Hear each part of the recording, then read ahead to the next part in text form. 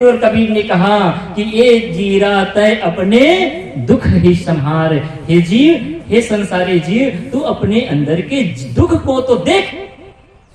आप भी विचार करिए, किस बात के लिए दुखी हो रहे हैं, किस चीज की कमी है। अरे आपको इस प्रकृति ने, परमात्मा ने, पूर्वजों ने इतना कुछ दिया है कि किसी चीज की कोई कमी नहीं है।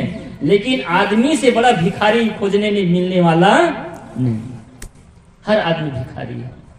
माता बहनों, मैं आपसे निवेदन करता हूँ, प्रार्थना करता हूँ, भाइयों से भी प्रार्थना करता हूँ, अगर आप मंदिर जाते होंगे तो जाइए। मैं विरोध इस बात का नहीं करता, क्योंकि यहाँ किसी चीज का खंडन करने के लिए बैठा नहीं हूँ। मैं तो केवल वो चीज दे सकता हूँ जिससे आपका जीवन सुंदर बन सकता है, आपके जीवन में वो सुवास आ सकती है। अगर आपकी कोई भावना है, जिस भी मंदिर में जाते होंगे, इसके लिए मैं मना नहीं है, आप कबीर मंदिर में जाइए। जिस मंदिर में जाते हैं बहुत सारे दूसरे उपासक भी बैठे होंगे, आप गायत्री मंदिर में जाते होंगे, शिव मंदिर में जाते होंगे, लेकिन आप जरा विचार तो करिए कि आप मंदिर जाते क्यों हैं। विचार करिए पहले। मना इस बात के लिए नहीं कि मंदिर जाते मत जाइए, मैं प्रश्न ये करता हूं कि मंदिर जाते क्यों हैं। तो आपको पता चलेगा, 100 में 100 नहीं, 101 लोग बताने वाले होगा किसी न किसी डिमांड के लिए जाते। सही कि गलत? हर मंदिर में जाने वाला केवल डिमांड लेकर के जाता है, इच्छा लेकर के जाता है, मनोकामना लेकर के जाता है। रोज सवेरे उठते ही जल चढ़ाएंगे, कहेंगे भगवान मुझे पास करा देना, बेटा पैदा कर देना, बेटी की शादी कर देना, नौकरी लगा देना। इस प्रकार से अगर नेता है तो कहेंगे भैया कि अगर मुझे तो आपने विधायक बनाया है, कम से कम मंत्रिमंडल में जगह तो दे देना। हम इतने स्वार्थी हैं, परमात्मा से केवल मांगने के लिए जाएं, सदगुरु के दरबार में मांगने के लिए जाएं। आज दो बड़ी विडंबना की बात है कि धर्म और धंधा को हमने एक में मिला दिया है, और मिलाया नहीं बल्कि उल्टा हो गया है। मेहनत करने से, परिश्रम करने से धन मिलता है, व्यवसाय करने से धन मिलता है, लेकिन हम व्यवसाय करके, धन पा करके हम सुख पाना चाहते हैं, और धर्म करके हम धन पाना चाहते हैं। धर्म करने से धन नहीं मिलता, मेहनत करने से धन मिलता है। तो आप मेहनत करिए, परिश्रम करिए, व्यवसाय करिए, आपको धन मिलेगा, और उस धन से आपको सुविधाएं मिलेंगी, सुख नहीं मिलेगा।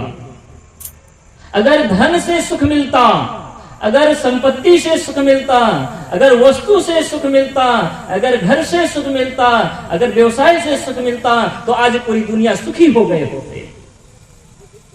तो सुख मिलता किससे है? तो सुख मिलता है सत्संग से, सुख मिलता है। सुख किससे मिलता है? धर्म करने से सुख मिलता है, परमार्थ करने से सुख मिलता है, सेवा करने से सुख मिलता है। आप दूसरे की सेवा करके देखिए। आप मंदिर भी जाते हैं तो मांगने के लिए मत जाइए। क्यों भिखारी बनते हैं? क्या आपको अपने प्रभु पर, अपने सदगुरु पर, अपने परमात्मा पर भरोसा नहीं है कि आपके साथ सही करेगा? विश्वास है ना? आप सदगुरु के अनुयायी हैं, सत्पुरुष के अनुयायी हैं, शिव के उपासक हैं, गायत्री के उपासक हैं, तो आपको अपने परमात्मा पर भरोसा तो होना चाहिए कि मेरे साथ अहित वो नहीं करेगा। तो क्या करना है?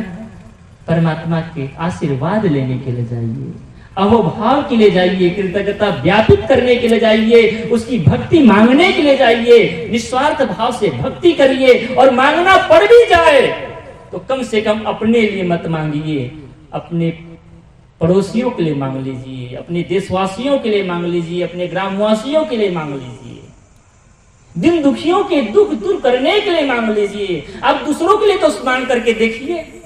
आप जब भी किसी से मांगते हैं, अपने लिए मत मांगना, परमात्मा के दरबार में जाना। कल अगर जाने की जरूरत पड़े, इस दरबार में आने की जरूरत पड़े, तो आप सदगुरु से प्रार्थना करना है, सदगुरु कि मेरे अड़ोसी पड़ोसी जितने भी हैं, उनकी सारी मनोकामना को आप पूरा कर दीजिए, उनके जीवन में किसी प्रकार से दुख और तकलीफ न हो।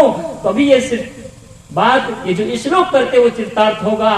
बस कहने के लिए, अंतिम में रटने के लिए, सर्वे भवन्तु सुखिनः सर्वे सन्तु निरामया सर्वे भद्राणि पश्यन्ति मा कश्चित् दुर्भाग्यं भवेत्। केवल बोलने के लिए नहीं है, ये जीने के लिए है। जिए, रोज भावना बनाइए, रोज ऐसा जीवन बनाइए। आप आज तक खुद के लिए जीते आए हैं, अपने पत्नी और बच्चों के लिए जीते आए हैं, आप अपने परिवार के लिए जीते आए हैं। दिन भर में तुम एक ऐसा काम करिए, एक ऐसा क्षण निकालिए जो दूसरों के काम आए, दूसरों के लिए जी करके देखिए। और उसका प्रारंभ आप अपने ही परिजनों से कर लीजिए। जैसे 4 भाई हैं, 4 दिरान जेठान हैं, तो आप अपने लिए किसी चीज की इच्छा मत करिए। आप दिरानी को दे करके देखिए, जेठानी को दे करके देखिए, सास की सेवा करके देखिए, बहू की सेवा करके देखिए, भाई है तो भाई की सेवा करके देखिए। अब यहाँ से अगर आप सेवा कर लेते हैं तो पड़ोसी की सेवा करके देखिए, ग्रामवासियों की सेवा करके देखिए। इसलिए तो सेवा ही परमो धर्म कहा गया है। और हम सब इतने निकम्मे, इतने स्वार्थी, केवल हम चाहते हैं। एक बार की बात है, एक गांव में एक बूढ़ा ब्राह्मण था। और जब बूढ़ा ब्राह्मण की घटना आती है, चर्चा आती है, तो सदैव आप कहानी में पढ़ते हैं कि एक गरीब ब्राह्मण था। सुरेंद्र दुबे एक अच्छे कवि हुए हैं छत्तीसगढ़ के। उन्होंने एक मनोरंजक ढंग से अपनी बात कही। उसने कहा कि दुनिया में मैं आज तक कभी भी अमीर ब्राह्मण नहीं सुना। कोई भी इस कहानी शुरू होती है इसी बात से कि गांव में एक गरीब ब्राह्मण था। यहाँ पर ब्राह्मण भाई बैठे हैं तो उसकी आवेदन नहीं, बस तो एक विनोद की बात है। तो एक गरीब ब्राह्मण थे। ब्राह्मण गरीब इसलिए होते थे, उसका कारण है क्योंकि वो किसी से मांगते नहीं थे। वो निस्वार्थ भाव से समाज में शिक्षा प्रसारित करते थे और उसी से जीवन का निर्वहन करते थे। देखिए, ब्राह्मणों के हर पहलू है, अच्छे भी पहलू है, बुरे भी पहलू है, ठीक है नहीं? इसलिए वो कभी अधिकार नहीं जमाए, केवल जीवन निर्वाह करते रहे। तो एक बूढ़े ब्राह्मण थे। उसकी पत्नी रोज कहती थी, अजी दूर दूर के लोग आते हैं, हमारे राजा के पास मांग मांग करके यथायथ योग्य धन ले जाते हैं, और आप यहीं पर रह करके आप भीख मांगते रहते हैं। आप राजा के पास जाते और राजा के पास जाकर के थोड़ा सा धन मांग लेते तो कभी ये रोज सवेरे सवेरे भीख मांगने की जरूरत नहीं पड़ती। ब्राह्मण सज्जन था, समझदार था, और समझदारी नहीं बल्कि संतोषी था। याद रखे, दुनिया में संतोष से बड़ा धन दुनिया में, कबीर साहब ने कहा, गोधन गज धन बाज धन और रतन धन खान, और जब आवे संतोष धन सब धन धूरी। संतोष धन आना चाहिए। और बहुत छोटे सूत्र में सदगुरु कबीर साहब ने कहा, संतोष संतोष सुख है, रहा हो तो हृदय जुड़ा है। जो संतोषी होता है, हर चीज में संतोष, घर में है, 4 दिरान जेठान है, भाई हैं, सब एक दूसरे में संतोष में जीवन जिए ना। आज आदमी भोगमय जीवन जीता है, स्वार्थमय जीवन जीता है, ज्यादा से ज्यादा वस्तु की अपेक्षा करता है। ये दुख का भौतिक कारण है। बताइए, साड़ी के लिए आप बोलते हैं, मैंने परसों ही एक समाचार सुना कि एक बच्चा ने 17 साल के मोबाइल का डिमांड किया। 17 साल का था उम्र उसकी। उसके पिता ने कहा, घटना नहीं, कोई कहानी नहीं बताता मैं। उसने कहा, बेटा ठीक है, थोड़ी फसल कटने दीजिए, कुछ दिन के बाद मुझे टाइम दो, फिर मैं 6 महीने में तुमको लेकर के दे दूंगा। उसे कि नहीं, मुझे कल चाहिए मोबाइल। भैया बेटा, मेरे पास पैसा नहीं, कर्जे में लगा हूं, थोड़ा टाइम तो दो। आपको जान करके दुख हुआ, वो गुस्सा में निकला और शाम के फांसी लगा करके मर गई। ये घटना है, कोई कहानी नहीं है। और ये कोई एक घटना नहीं है, ऐसे आप और हम परिवार में रोज रोज बीत रहे हैं। माता बहनों से क्रोध निवेदन है, भाइयों से भी निवेदन है, पति को इतना जलील मत करना कि आपके जीवन में दुख आ जाए, पति का जीवन दुख से भर जाए और आपका जीवन भी दुख में आ जाए। आदमी क्रोध में, गुस्से में न जाने क्या क्या नहीं कर जाता। जो नहीं बोलना चाहिए वो भी बोल जाता है, जो नहीं करना चाहिए वो भी कर जाता है। इसलिए कभी गुस्सा मत करना, कभी क्रोध मत करना, और क्रोध में कभी भी कोई फैसला मत करना। इसलिए मैं मानता हूं। अच्छा बताइए कि आपका सुहाग का प्रतीक सोना है कि सिंदूर है? क्या है? तो सिंदूर में आपको संतोष नहीं है क्या? आपका सुहाग आपकी बिंदिया है कि आपकी साड़ी है? सुहाग का प्रतीक कौन सा है? बिंदिया है ना। बिंदिया है कि नहीं तुम्हारे घर में? अगर आपके घर में सिंदूर ना हो तो पति से मांगना, अगर बिंदिया ना हो तो आप पति से मांगना, अगर आपके सहज निर्वाह की चीजें ना हो तो पति से डिमांड करना। लेकिन केवल भौतिक उपलब्धियों को जीने के लिए कभी पति को तंग मत करना। क्यों? यही दुख का कारण है। अच्छा बताइए, यहाँ पर जितने बैठे हैं एक कपड़ा नहीं, मुझे पता है कि हर बहने के अलमारी में कम से कम 1 दर्जन तो होगा, कम से कम। सही कि नहीं? और आपको जानकर आश्चर्य होगा कि ऐसे ऐसे लोग भी हैं जो एक बार साड़ी पहनेंगे उसको डबल पहनने की जरूरत। मैं कभी कभी तो लोगों को कहता हूं कि दुनिया में महंगाई बढ़ती है ना, किसी भी चीज की, चाहे किसी भी चीज की हो, ये की साड़ी की बात नहीं है। दुनिया में जितने प्रकार के जो सामान उपलब्ध हैं और उन वस्तुओं की महंगाई बढ़ती है, उसके बहुत सारे कारण होते हैं। राजनीतिक कारण होते हैं, अर्थव्यवस्था कारण में होते हैं, बहुत सारे कारण हो सकते हैं। लेकिन अगर सामाजिक दृष्टि से विचार करें तो एक सबसे बड़ा जो कारण मुझे समझ में आता है कि आदमी अनावश्यक वस्तुओं को संग्रह करने की प्रवृत्ति बना लिया है। ये सबसे बड़ा कारण है। अगर आपके घर में अगर 4 बहनें हैं, 4 भाई हैं और सबके साड़ी जूतों को इकट्ठा करिए ना तो एक दुकान खुल जाएगा। महंगाई किसने बढ़ाया? हमने ना। और इसी महंगाई के कारण में क्यों? क्योंकि भोग वृत्ति है, स्वार्थ वृत्ति है। अरे दान वृत्ति तो आए। आप जिस साड़ी को आप अपने तिजोरी में सजा करके रखी हैं, अगर आप नहीं पहन पाती हैं तो किसी गरीब को, किसी अनाथ को देकर को तो देखिए, किसी को दान करके तो देखिए। आप सोच लीजिए कि इस बार दिवाली आने वाली है, इस बार होने वाली है, मेरे पास बहुत साड़ी है, इस बार इस साड़ी को लेकर किसी गरीब को देने वाली हूँ, किसी विधवा को देने वाली हूँ। देकर के देखिए कि समाज में कोई गरीब होगा? नहीं हो सकता। आपको बड़ी प्रसन्नता होगी। और वो जब भी आपको बहन मिलेगी आपको हाथ जोड़ेगी, अगर हाथ भी ना जोड़े तो अंदर अंदर से आपको धन्यवाद देगी कि ये बहन मुझे इस साल के दिवाली में एक साड़ी दी थी। हम सब इसलिए दुखी हैं क्योंकि खुद के लिए जीना चाहते हैं, दूसरों के लिए जीना नहीं चाहते। तो कहानी वो कह रहा था कि वो ब्राह्मण को बार बार उसकी पत्नी कहती है कि जी आप राजा के पास जाते और जाकर के कुछ धन मांग कर के आते थे। ब्राह्मण कहता है कि नहीं, ये काम मेरे से नहीं होता। ब्राह्मणी ने कहा देखिए हट, जानते हैं ना 4 हट होता है, 4 हट। आज जान लीजिए नगरवासी लोग। पहला हट बाल हट, बाल ने बच्चों का हट। बच्चा जिद पकड़ लिया कि मम्मी मुझे अमुक चीज चाहिए, तो रोते रोते वो पूरा टाइम बिता देगा, लेकिन जब तक डिमांड पूरी नहीं करोगे वो रोना बंद करता। एक चुटकुला याद आ गया इसी कहानी के साथ, कहानी कहता चलो, समय हो जाएगा तो ध्यान दिलवा देना। वैसे ज्यादा रिकमेंड नहीं करूंगा, थोड़ी टाइम है अभी। बोले सदगुरुदेव की। एक बार हुआ क्या कि बीरबल और अकबर की कहानी आपने सुना ही होगा। तो एक दिन सभा पहुंचने में बीरबल को देरी हो गई, तो अकबर ने पूछा बीरबल तू बहुत लेट करता है, आज भी 1 घंटा लेट से पहुंचा है, लेट कैसे हो गया? उसने कहा कि हुजूर क्या करूं, मेरा एक छोटा सा बच्चा है, उसको बहुत मना रहा था, वो मानता नहीं था, और बहुत मनाने के बाद में कहीं जाकर के माना, इस तब मैं कहीं आकर के आपके दरबार में पहुंचा। तो अकबर ने कहा कि छोटे से बच्चे को मनाने में कोई 2 घंटा लगेगा, वो तो चुटकी में मना सकता हूँ।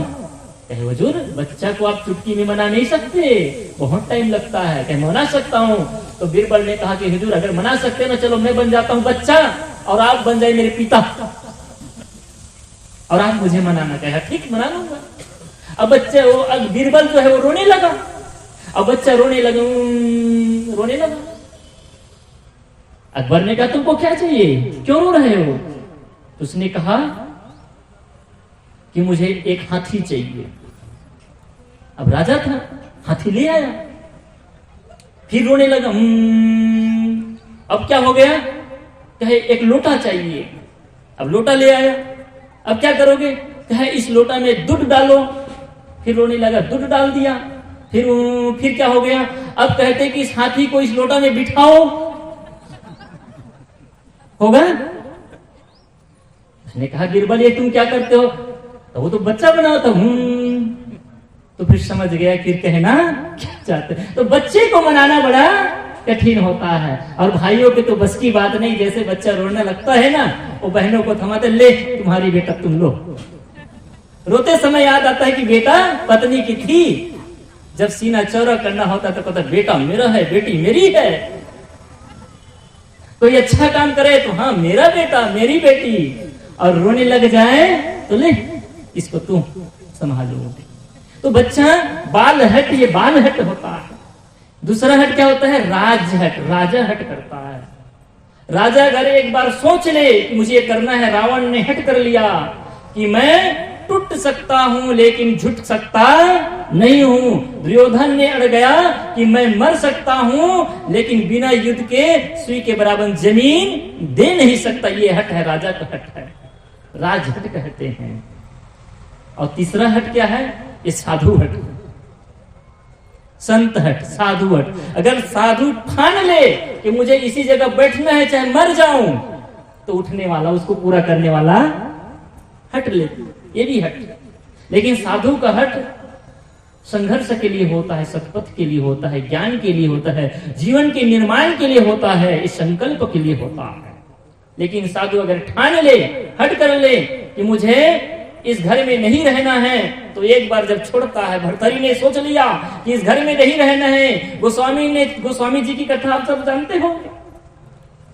गोस्वामी जी अपने स्त्री के काम में मग्न था और रात के दोपहरी में भादों के मास में अपनी पत्नी के घर में चला गया जहां वो रहती थी, अपने मैके में। और जब गोस्वामी जी को देखे तो उसके पति ने कह दिया कि पतिदेव, जितना प्रेम आप मेरे चाम से करते हैं, अगर इतना ही प्रेम अगर राम से कर ले होते तो आपका कल्याण हो गया होता। इस छोटी सी बात को सुन करके गोस्वामी जी के मन में वो तरंग, वो जागृति आ गई और उसी क्षण वो अपने घर को त्याग करके लिए जंगल चलने के लिए तैयार हो गए। उसने कहा, पतिदेव कहाँ जा रहे हैं? तो अब मत पूछो कहाँ जा रहा हूँ, वो वापस लौट सकता नहीं। गुरु कबीर ने कहा, सबदय मारा गिर पड़ा, सबदा छोड़ा राज, और जिन जिन संबल ना कियो तिनका सगाओ खाज। गुरु कबीर ने कहा कि शब्दों की चोट ऐसी भारी होती है कि एक छोटे से शब्द अगर पड़ जाए तो आदमी घर को छोड़ करके वैराग्य हो जाता है। ये भी, लेकिन ये अच्छा हट है। और चौथा हट समझ गए? स्त्रिया हट। स्त्री हट कर ले। और किसी स्त्री ने हट की थी? केकई ने हट कर लिया। केकई ने कहा दशरथ के पास जाकर के, अपने पति के पास जाकर के, पतिदेव मैं जो 2 वर मांग रही थी पहले, उसका समय आ गया है, वो 2 वर पूरा कर दीजिए। कहे मांगो। उसने कहा क्या? मांग लीजिए, देख सोच लो अच्छे से। कहे सोच लिया, जो मांग रहे हैं सो मांग लो। केकई ने कहा कि पहला वर है कि राम को 14 वर्ष का वनवास और भारत को राज। जैसे सुना दशरथ कांपने लग गया, थरथरा करके गिर गया। मनाने लगी, देवी पहला वर क्षमा करना, दूसरा वर ले लो। उसने कहा नहीं, मैं आप सूर्यवंशी है ना, प्राण जाए पर आप सूर्यवंशी हैं। राजा दशरथ हाथ जोड़े, प्रार्थना किए, वंदन किए, मनाने का प्रयास किए। उसने अंत में कहा कि देवी तुम वो चीज मांग रही हो जिसके कारण मैं इस संसार में रहने वाला नहीं हूं। अगर राम नहीं रहेगा तो मैं यहाँ कैसे रह पाऊंगा? क्योंकि वही तो मेरी जान है, वही मेरी जहान है, वही मेरी दुनिया है। अगर वो इस जहां नहीं रहेगा तो मैं जी नहीं पाऊंगा। ठीक है, कहती जो भी हो जाए लेकिन मैं हटने वाली नहीं। इसी को बोलते त्रिया हट। उस ब्राह्मणी ने हट कर ली कि देख लीजिए, अगर आप नहीं जाएंगे तो मैं चली जाऊंगी। हट कर लेती है। अब कह भैया ब्राह्मण के साथ कैसे नाक कटवाए? अरे तू रुक, मैं ही चलता हूं। ब्राह्मण जी सवेरे सवेरे उठ करके राजा के दरबार में गए। मंत्रियों ने उसको बैठाया। 1 घंटा जब बीत गया तो ब्राह्मण ने पूछा, ब्राह्मण देवता ने कहा कि राजा इतना टाइम तक कर क्या रहे हैं? उसने कहा कि राजा जी पूजा कर रहे हैं। अच्छा, फिर बैठ गए। फिर 1 घंटा बीत गया, 2 घंटा बीत गया। उसके बाद में राजा निकल करके आते हैं, प्रणाम करते हैं। प्रणाम करके कहते हैं कि ब्राह्मण देवता आप सवेरे सवेरे क्यों आए? कहे कि हाँ, आपसे एक काम था, उसी काम के सिलसिले में आया था, लेकिन ये तो बताए कि आप इतना टाइम तक कर क्या रहे थे? तो राजा ने कहा कि मैं अपने प्रभु से प्रार्थना कर रहा था, विनती कर रहा था, उपासना कर रहा था। क्या? क्यों? कहे कि देखिए मैं तो इतने बड़े नगर का राजा हूं, लेकिन पड़ोसी रात को जीत लूं और मेरा साम्राज्य बढ़ जाए, इसलिए प्रभु के चरणों में बैठ करके विनती कर रहा था कि हे परमात्मा, हे भगवान, मुझे इस छोटे से राज्य का राजा ही नहीं बल्कि बहुत बड़े सम्राट, चक्रवर्ती सम्राट बना दीजिए। और उसी के लिए मैं यज्ञ कर रहा था। अब बताइए कि आप क्यों आए हैं। तो उस ब्राह्मण देवता ने बड़ी गजब की बात करी। उसने कहा कि बस हो गई बात मेरी पूरी, अब जिस काम के लिए आया था वो काम भी हो गया। उसने कहा क्यों, क्या हुआ? उसने कहा कि मैं सोचा था कि राजा के पास जाऊंगा, कुछ मांग करके ले आऊंगा, लेकिन यहाँ आकर के पता चला है कि इसी मैं राजा के पास नहीं बल्कि दुनिया के सबसे बड़े भिखारी के पास आया हूं, जो परमात्मा से भी अभी जिसकी आकांक्षाएं हो, जो मांग रहा हो, अरे मैं तो केवल 100 रुपए, 200 रुपए, 1000, 10,000 रुपए केवल कुछ वस्तु मांगने के लिए आया था, और तुम तो परमात्मा के लिए पूरी दुनिया मांगना चाहते हो। अगर मुझे मांगने की जरूरत है तो मैं उसी परमात्मा से मांग लूंगा, तुम जैसे राजा से मांगने की जरूरत नहीं है। सज्जनों, माता बहनों, हम भी आज से मांगने की वृत्ति छोड़ दीजिए, त्याग दीजिए, कभी मत मांगिए। मांगन से मरण भरा मत मांगो कोई भीख मत मांग। भीख तो ही है ना, चाहे वो परमात्मा के दरबार में क्यों मांगते हो, किस चीज की कमी है? अरे आप याद करिए कि उस सदगुरु ने, उस परमात्मा ने, उस परम पिता ने, आपके प्रारब्ध ने, आपके पूर्वजों ने जो कुछ दिया है, क्या कम है? क्या कोई कमी नहीं है। कमी इस बात की है क्योंकि आदमी का मन भरता नहीं है, इसलिए तन की भूख तनिक है, मन का भूख अथाह। पेट भरने के लिए बहुत है, लेकिन पेटी कभी भरता, पेटी कभी भरा है? और आदमी पेटी भरने में लगा हुआ है। इसलिए संत और गुरुजन कहते हैं, दौड़त दौड़त दौड़िया, जहां तक मन की दौड़, और दौड़ थका मन फिर भया, वस्तु ठौर की। आदमी निरंतर दौड़ रहा है, सवेरे से शाम तक दौड़ रहा है, और पूछिए जी कहां दौड़ रहे हो, तो उसको कोई खबर। आपको जैसे बूढ़े दादा दादी लोग बैठे हैं, आप सोचिए, विचार करिए आप अपने जीवन पर। आपने बहुत मेहनत किया, बहुत परिश्रम किया, बहुत कमाई किया, और आप गंभीरता पूर्वक अगर विचार करेंगे और सच्चाई पूर्वक बताएंगे तो आपका पता चलेगा कि आपके हाथ में कुछ आया, खाली का खाली। जैसे अंजलि का पानी, अंजलि में जब पानी रखते हैं ना तो ऐसा लगता है कि हमने पूरा पानी को ले लिया, लेकिन खोल करके देखते हैं तो खाली का। ये दुनिया की चीज, दुनिया की संपत्ति। अगर आप बहुत कुछ कमा भी लिए आज के दरमियान में, अरे मैं तो कभी कभी सोचता हूँ कि पहले के जो लोग होते थे, आज से 40 साल 50 साल पहले के लोग, वो लोग किसी प्रकार की रोजी मजदूरी करके 1 एकड़ 2 एकड़ 10 एकड़ मेहनत करके बना लेते थे। लेकिन मजाल है कि जो आज 1 लाख का तनख्वाह भी पा रहा होगा, तो 10 एकड़ लेकर खेल बताएं मुझे, आज किसमें बीत रहा है? खाने में, शादी करने में, और बच गया तो घर बनाने में, पढ़ने में, शादी करने में और घर बनाने में। 3 काम में ही सब कुछ खत्म। सही कि नहीं? इसलिए संत और गुरुजन कहते हैं कि ए जीरा तय अपनी दुख ही संहार। विचार करने की जरूरत है, इस सत्संग की जरूरत क्यों है? आप सबने सोचा किसी गिद्ध को सत्संग की जरूरत है? किसी मच्छर को सत्संग की जरूरत है? किसी गधा को, घोड़ा को, गाय को, बैल को सत्संग की जरूरत है? किसी कुत्ता को सत्संग की जरूरत है? क्यों नहीं है? क्योंकि वो केवल भोग भूमिका में जीता है, न वो बन सकता है, न वो बिगड़ सकता है। आदमी के पास मन है, इसलिए आदमी बन भी सकता है और आदमी बिगड़ सकता है। ये आप और हमारे हाथ में है।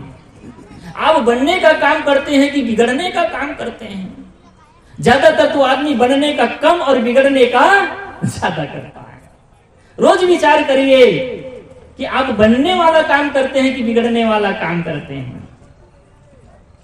इसलिए संत और गुरुजन बताते हैं सत्संग क्यों?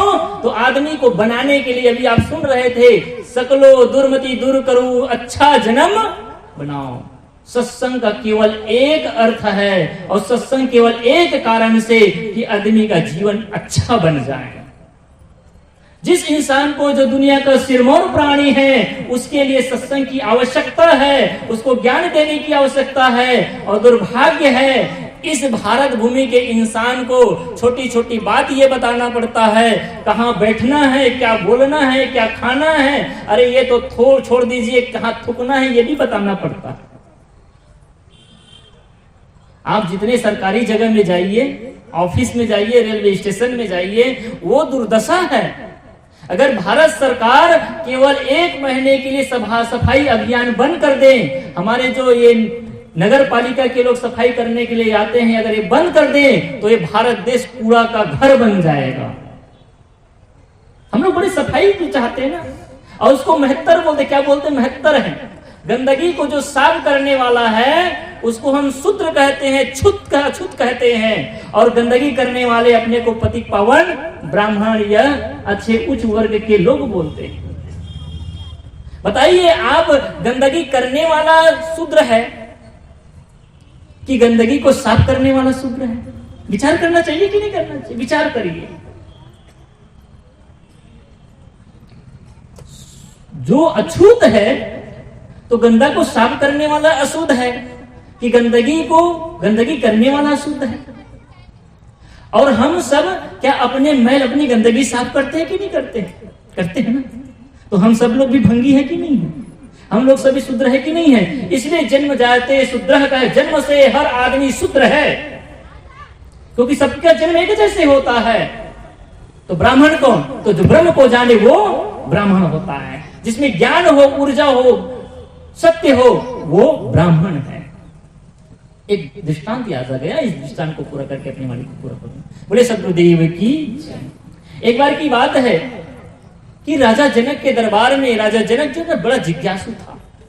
राजा जनक कौन? वही सीता का पिता। वो बड़े जिज्ञासु थे, वो गुरु बनाना चाहते थे। देखिए आप, हम है नहीं, राजा जनक भी गुरु बनाना चाहते थे।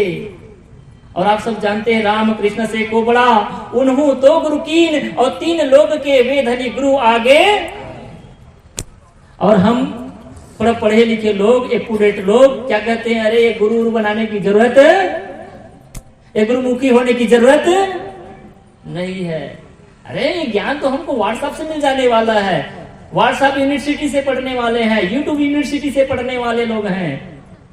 ये गुरु के चक्कर में पढ़ने की जरूरत है। लेकिन याद रखिए, आपको पुस्तक हो, चाहे यूट्यूब हो, चाहे मोबाइल हो, बहुत बड़े बड़े ज्ञान की बातें बता सकते हैं, लेकिन आपके जीवन के समस्याओं का निवारण नहीं कर सकता। अगर कर सकता है तो आप अपने बच्चे को आज से स्कूल भेजना बंद कर दीजिए, केवल मोबाइल पकड़ा लीजिए, और वो क्या बन जाएगा? वो नहीं बन सकता। अगर आप अपने बेटे को डॉक्टर बनाना चाहते हैं तो किसके संग करना पड़ेगा? डॉक्टर का संग करना पड़ेगा। अगर आप अपने बेटे को वकील बनाना चाहते हैं तो वकील का संग करना पड़ेगा। और आप अपने बेटे को टीचर बनाना चाहते हैं तो अच्छे शिक्षक के पास संग करना पड़ेगा। इसी प्रकार से सुख और शांति चाहते हो, कल्याण चाहते हो, तो संतों का संग करना पड़ेगा, गुरु बनाना पड़ेगा, क्योंकि गुरु के बिना जीवन शुरू भी होता नहीं। इसलिए अगर यहां पर कोई गुरु ना बनाए हो तो गुरु बनाना। जीवन में गुरु की बड़ी महती आवश्यकता है। आपके जीवन के समस्याओं का समाधान करते हैं, लेकिन गुरु के प्रति क्या हो? उसके प्रति सच्ची आस्था हो, भक्ति हो, समर्पण की भावना हो। ऐसा नहीं बस केवल आपने शादी के समय में गुरु बना लिए और न मंत्र याद न गुरु याद। ऐसे लोगों की कमी नहीं है। न गुरु की याद है, किसने गुरु बनाए वो भी याद नहीं, और क्या मंत्र दिए वो भी याद नहीं, बस साहब गुरु बना लिए। किस लिए गुरु बनाए हैं? नहीं, एक गुरु कोई जलेबी थोड़ी नहीं आपने बना लिया, खा लिए कि पकवान है। गुरु तो आपका आराध्य है। जिस प्रकार से आपके जीवन में पति की आवश्यकता है, जिस प्रकार से आपके जीवन में परिवार की आवश्यकता है, सब लोगों की संसाथ की जरूरत है, इसी प्रकार के आपके परिवार का एक सबसे बड़ा जो सदस्य है वो गुरु है। और आप इसीलिए देखते होंगे जितने भी राजा है ना, सबका एक गुरु होते थे। कुल गुरु भी होते थे और राजगुरु भी होते थे। नहीं, जब राजा के जीवन में संकट आता और राजा जब हार जाता, समस्या से घिर जाता, तो किसके पास जाता? गुरु के पास। और आपके जीवन में समस्या आती है तो आप किसके पास जाते हैं? भाई लोग हैं, पान ठेला में चले जाते हैं। वो पान ठेले वाले गुरु, गुटखा तंबाकू खिलाने वाला गुरु। और ये बहनें हैं तो पड़ोस में जाकर के गुरु बना लेती है मंत्राओं को। गुरु तो वहां बनाते हैं ना, यानी जहां से ज्ञान लेते वही तो गुरु है। इसीलिए जीवन में समस्याएं इसीलिए हैं क्योंकि हम सही जगह नहीं जाते, सही जगह का चयन नहीं करते हैं। अगर सच में गुरु बना लिए होते और आप अपने जीवन की समस्याओं को गुरु के पास जाकर के रखते, तो बताइए समाधान मिलेगा कि नहीं मिलेगा? आप खुद सोचिए कि आपके जीवन में परेशानी आती है, आपके जीवन में कष्ट आते हैं, तो आप सच में आप किसके पास जाते हैं? पड़ोसियों के पास जाते हैं जो खुद उस उलझन में उलझे हुए हैं। क्या आप आपको सुलझा सकता है?